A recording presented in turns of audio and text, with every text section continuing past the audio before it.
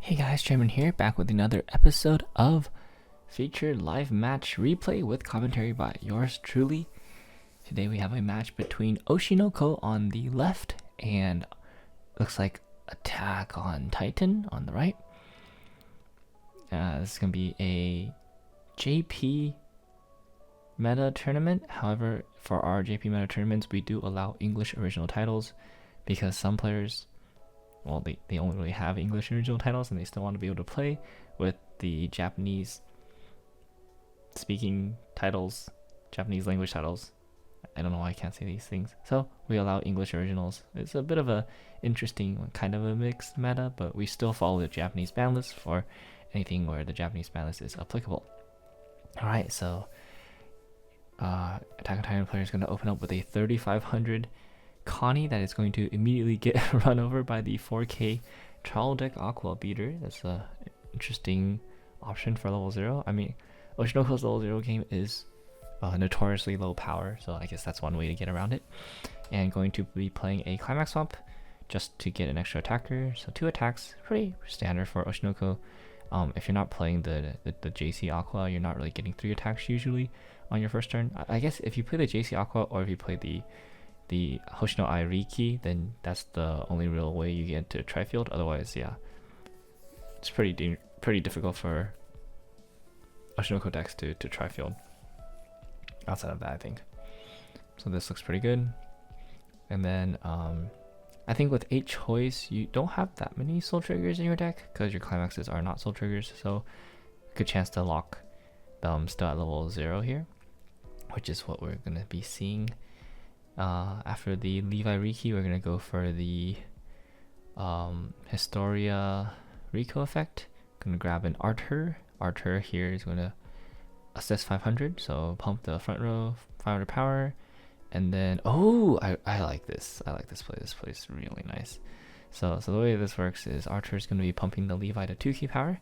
Levi gets 1k whenever another character attacks, and we're going to attack with the clean cut second. By doing that, we're going to be able to clean cut the Historia to the back row. We're going to be clean cutting the Historia to the back row. Hello? Okay, there we go. I was so confused. I'm like, that's a mandatory effect, sir. Okay, and then now we're going to crash the Levi. It's going to be 4k to 4k, so clears the entire board and is able to save an attacker. It's a really, really good play here. Yeah, I mean the Mikasa clean cut is really strong.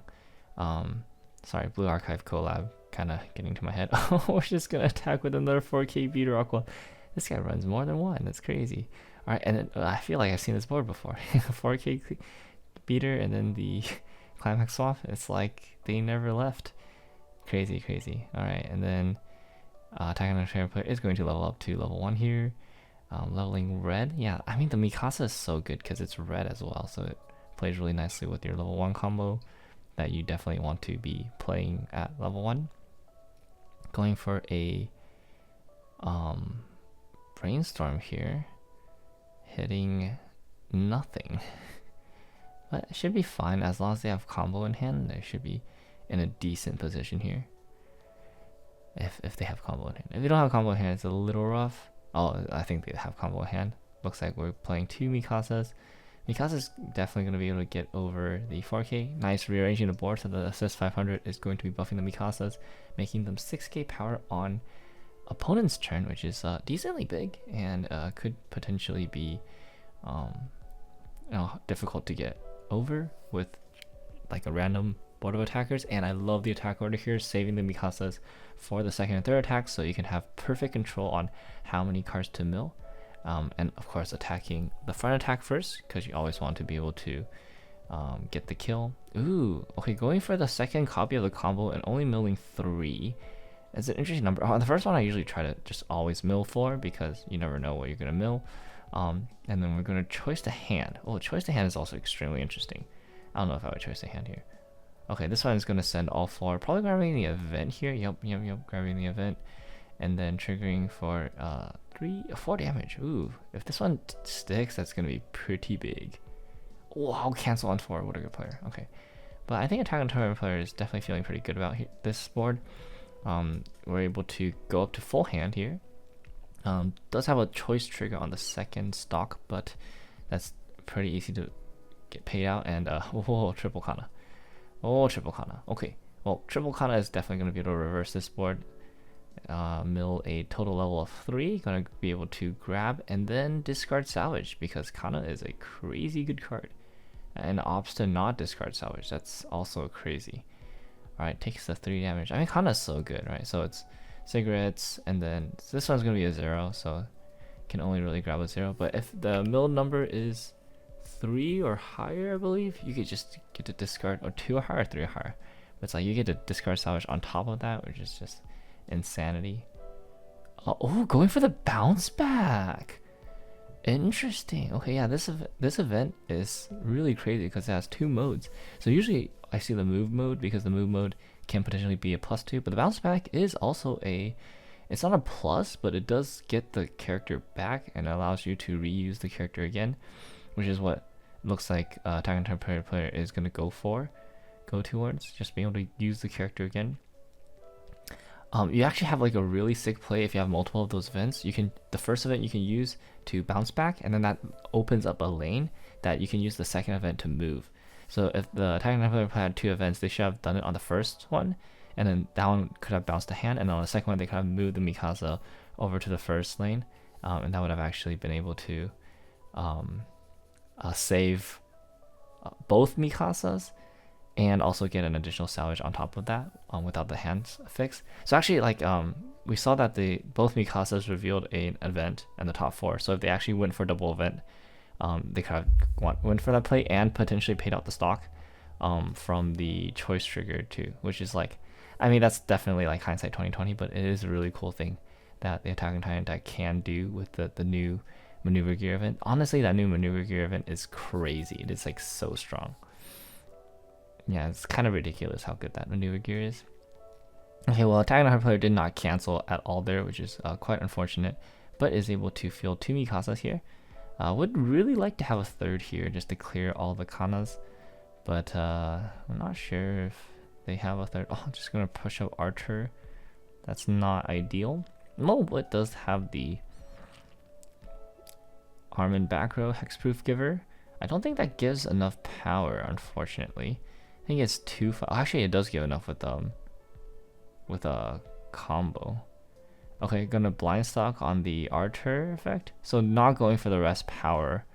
So it doesn't have a climax. So if they had a climax, they could have gone for the rest power and then actually tied with the Kana, which would have been really strong. But no climax, so instead just triggering 1. Blind stocking first, which is kind of interesting. Usually you would go for the blind stock on the last. Oh, just triggering all the climaxes here. Super unfortunate. Looks like they're gonna double salvage off of the triggers. That's understandable. Alright, and for 2 damage here, and this one is going to stick. So I'm going to go ahead and level up here. Want to hit experience 6. Oshinoko deck is an experience deck, so definitely want to go for 6. Oh! It goes for 3 here. I guess they know that they have a 3, what do you call it? They have a 3 in clock, so that it's going to be pretty easy for them to hit 6. But yeah, that's kind of strange. Also, this placement of the Armin is also very strange. It is frontal 2k, I believe. And so the Archer is not getting any power buff here. Should have swapped the positioning of the Armins for sure. This does seem kind of weird to me. Okay, so I think the Oshinoko player is just opting to... Okay, Brainstorm, notice the bottom card is a choice. Good Brainstorm, but I guess they're opting to stick with experience 3, because you don't only need experience 6 starting from level 3, I believe. Because I think the 2 on Memsho is also still experience 3. I think all the level... I think all the level like 2 cards and the early play, I think they're all experience 3, and only the 3-2 Kana is experience 6. So I guess, yeah, they will know for sure that they have experience 6 going into level 3, so they don't need to kind of, they don't need to like, oh, well, that also just gets experience 6, which is very cool. Yeah, so the Memcho Top Deck 4 does add experience, which was one of the strong things about that card. That card is also really good. That card is super, super strong. Okay, I'm just gonna double check to make sure I know what I'm talking about. I own this deck, but again, I don't really think too much about what experience numbers I'm hitting. Let's double check this Memcho combo. Is this experience 6 or is this experience 3? I have a feeling it was only experience 3. Yeah, it's only experience 3. Alright, and then this is going to be, what are they doing here? Just going for the Memcho salvage. So yeah, so Memcho salvage is on climax placement. You get to salvage for each Memcho in the front row. And then if the Memcho's damage is cancelled, then you get to stock 2 from a waiting room. So I'm going to go ahead and grab level 3 Kanas, getting ready for a level 3 turn. And I do not think they have enough if all these Menchos cancel. So they're really going to hope for some of the Menchos to stick and some of the other Menchos to cancel. Which I think is going to happen because the Tower Typer definitely triggered a bunch of climaxes. And so, alright, so second attack does cancel. So they go ahead and stop 2 from the waiting room. This one's going to direct for 3. This has a decent chance of canceling. Yep, cancels. Alright, stock 2 more from the waiting room. And yeah, now you see the power of Memcho just went plus like 2 on stock overall. Or I guess it's plus 1 on stock compared to not going combo, but like that's a lot of stock. Yeah. So I mean the math of Memcho is like she costs 1 to play, right? And obviously she's going to get a stock from attacking, but you would have gotten that stock from attacking with any character that didn't cost anything to play, so still minus 1 on stock compared to a costless character.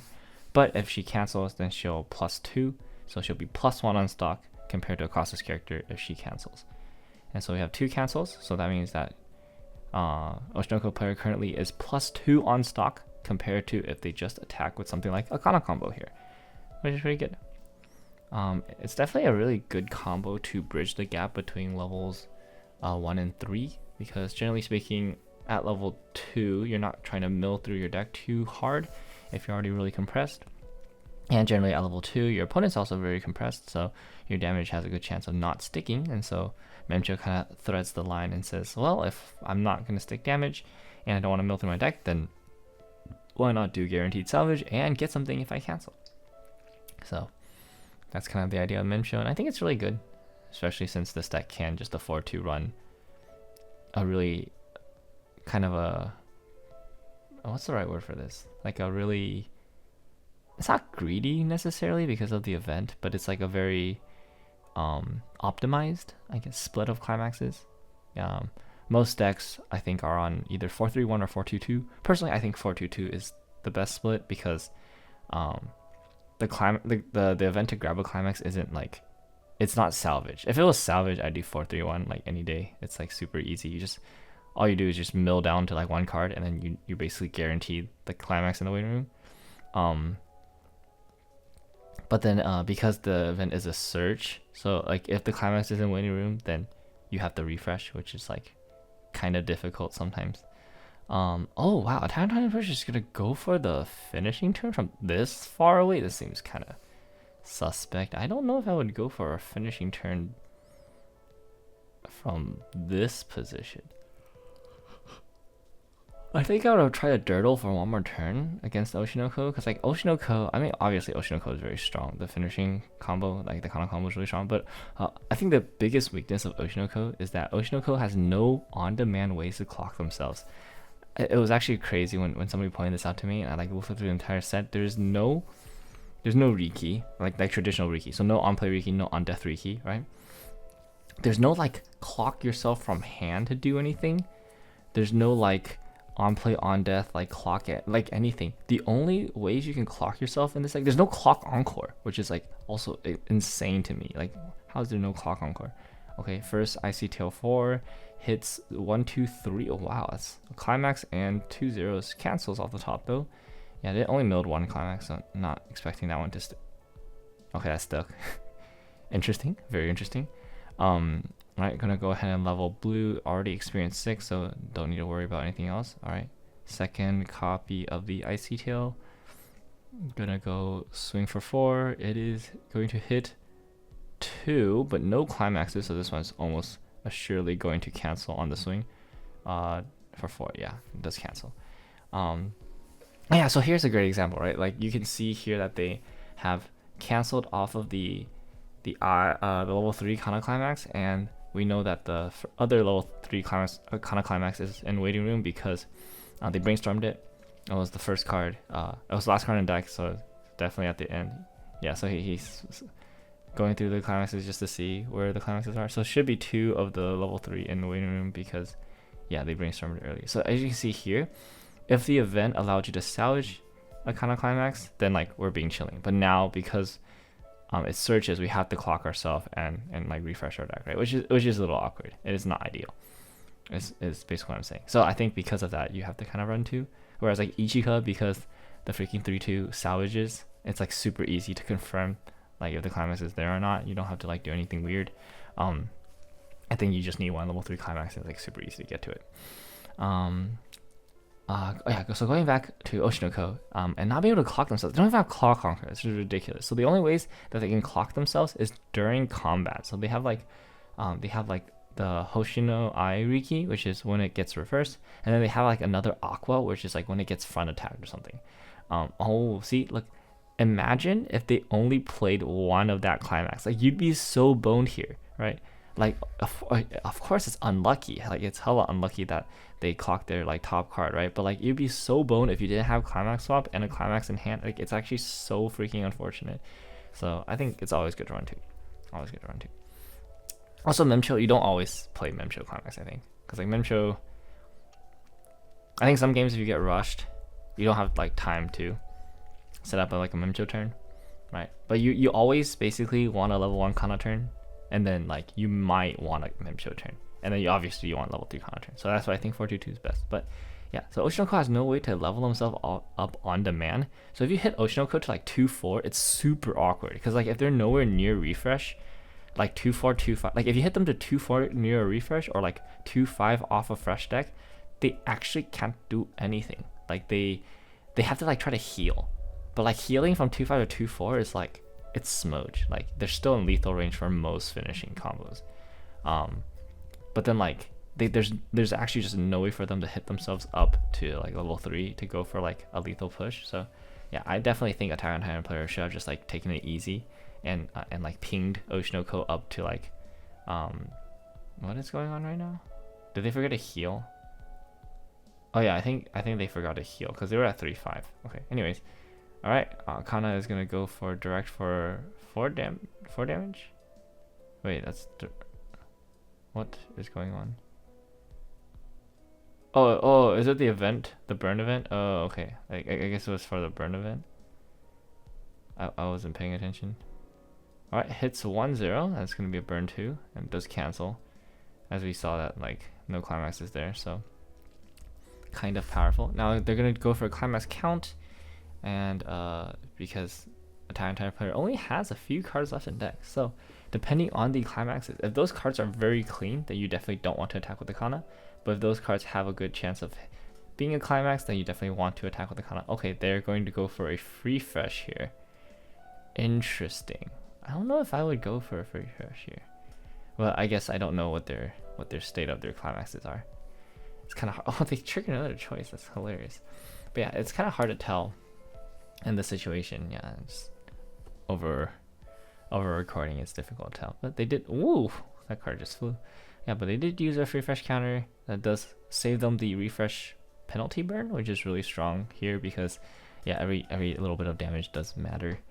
So I think they have an okay chance of not dying here. They actually really want to take this 3 and then cancel the Memcho swing. If they cancel this 3, there's a good chance they could just get like there's a good chance that they could just like, okay, that's really strong. Like you really want to take this and then cancel this. So basically off the top 5 and cancel. It can cancel. See, this is how you play against Oshinoko. I'm just joking, but like Yeah. Taking the Kana swing and then canceling the Memcho swing, definitely.